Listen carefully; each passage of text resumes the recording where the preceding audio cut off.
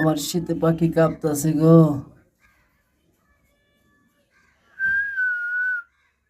অনেকগুলো পাখি ক্ষতি হয়ে গেছে আমার।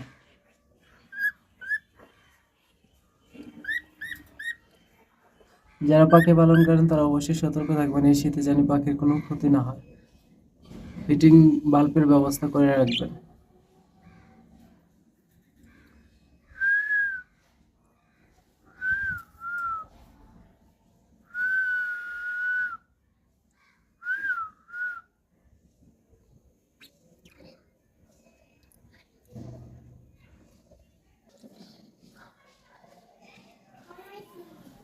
এখানে ব্রিডিং বক্স থাকবে, ব্রিডিং বক্সেরই